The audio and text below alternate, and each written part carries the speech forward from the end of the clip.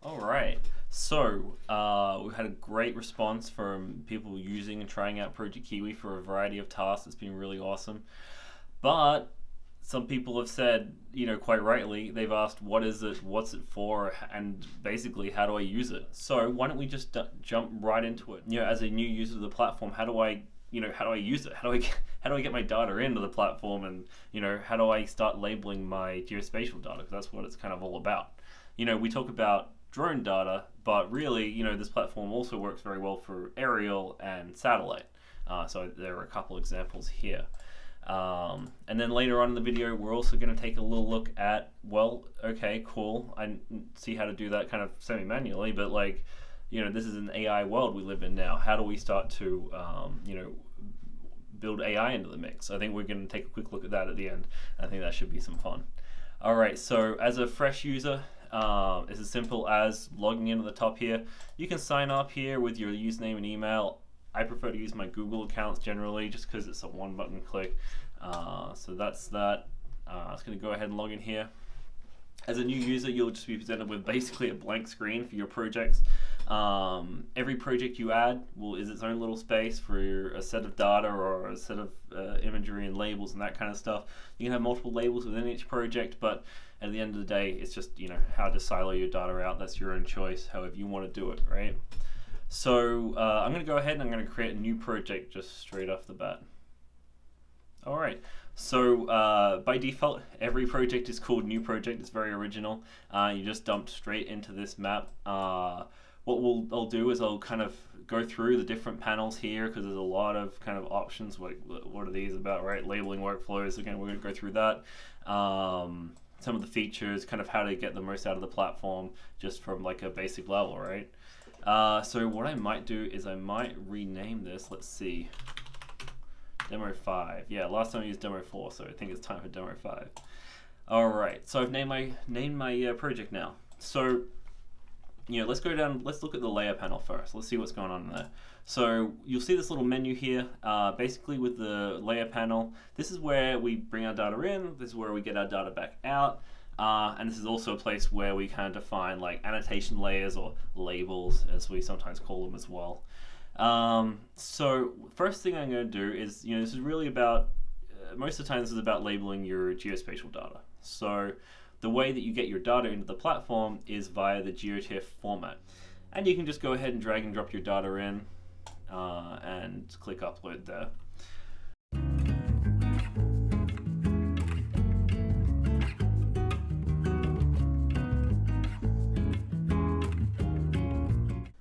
Alright, so it looks like our data has been processed. Once you see that, and you can close this window before you wait for that, that's fine. Everything's happening in the back end.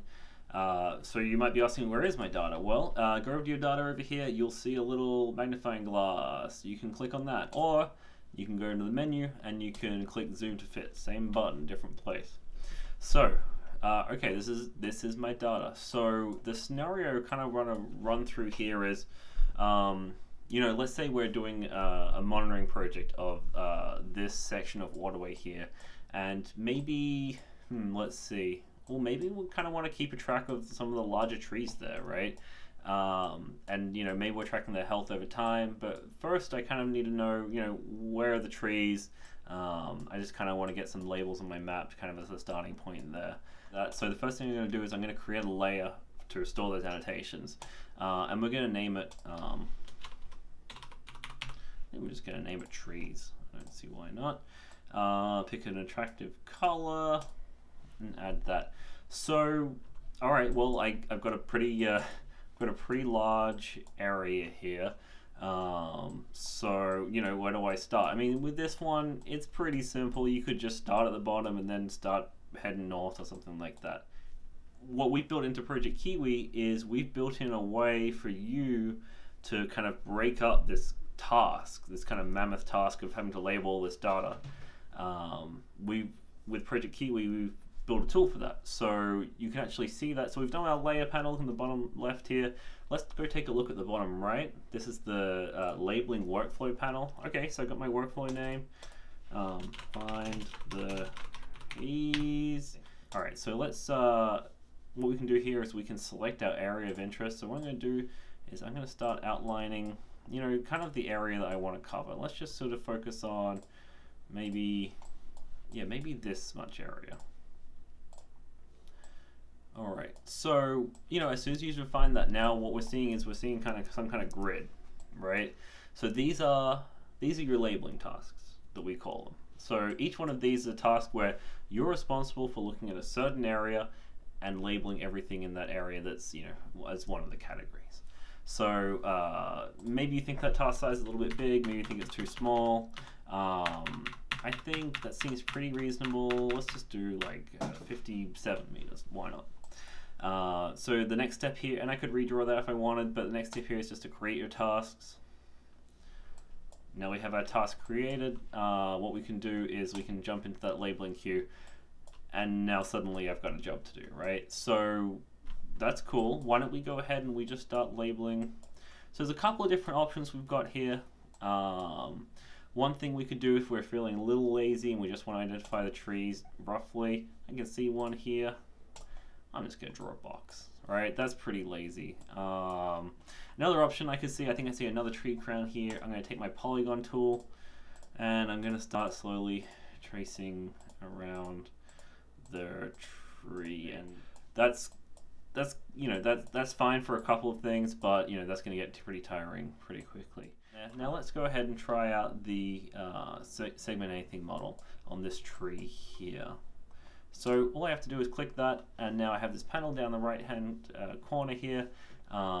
Basically I click everything I want in the segmentation, and if I didn't want something in the segmentation, I would hold shift and click that area just to make sure that's excluded. Sometimes you can have trouble with shadows, so we're just going to make sure we're not getting that in there. Once you're done there, you can click this button to finish it up, or I usually just hit enter, and so I have my mask there. So the orange box is basically a task that where it's my responsibility to make sure that everything inside there is labeled. Once I'm happy with it, all I have to do is hit complete task and then move along. Sometimes maybe I don't want to label a task, I want to kind of move ahead and label other stuff. I can actually skip through them, kind of look at some different tasks like this. But if I want to go back, I can always go back. So nothing in there, so I'm going to complete that. Nothing in there. So this one's interesting. So, you know, from above here, you know, I'm kind of seeing some stuff in here. Maybe I'm also looking for litter. Maybe I'm looking for other things that I'm kind of like trying to keep a track on. And I'm a little bit unsure about what I'm seeing here. Like, am I looking at a bush here, or am I looking at a tree, right? So with Project Kiwi, one thing we've done, which I really like, is, you know, you can upload your geotiffs and just have kind of like a top-down orthophoto kind of view of the world. But we've kind of made it a little bit easier to add your images too. So what I'm going to do is I'm going to go ahead and I'm going to take all the images that we used to create this orthophoto, and I'm just going to go ahead and I'm going to drag them in here, 95 images. This might take a minute to upload. And you can see I have all my images available here. So, you know, okay, cool. So we have the images on the map. So what can we do with that? Well, let's say, for example, I'm looking at this tree here. I'm not sure if it's really, you know, is it a shrub or is it a tree, right? So what I'm going to do is I'm going to go ahead and consult one of my images. So I'm just going to click on this guy. And then with this data set, they were pretty much top down, so I'm not going to be able to see too much more detail. But what I can do is I can expand that and can zoom in here by actually scrolling, and I can kind of see a slightly different view of this same tree. And let's see, maybe I can take a look from the other side. Load up the image. Okay, I'm taking a look from this side now. So I'm looking like this is probably some kind of pine. Although I'm not an ecologist, so I'm not the best at this. But what I can do is I can look at from 3 different angles. Okay, what kind of tree I'm looking at, you know, what's going on there. Okay, so I've done 9% of the tasks, right? So I could probably move through this on my own and kind of get like label masks for all the trees. But that's not a lot of fun. So why not work within a team, right? So the way I don't have a team with me today, but the way I'm gonna simulate that is I'm gonna create a sharing link. So this is pretty simple. You know, I have this kind of data set. I want other people to be able to edit this data and add their own annotations. So what I'm going to do is I'm going to copy that link. I'm going to pretend that I'm part of my team now. I'm going to paste that into my browser over here. Wait for it to load up. And I can see I've got the find the trees labeling workflow. It's 9% complete. I'm automatically given a different random task. I can go through and change which task I want to look at. And then if I start labeling trees down here, if I go back and I zoom out, that label automatically gets populated on my map.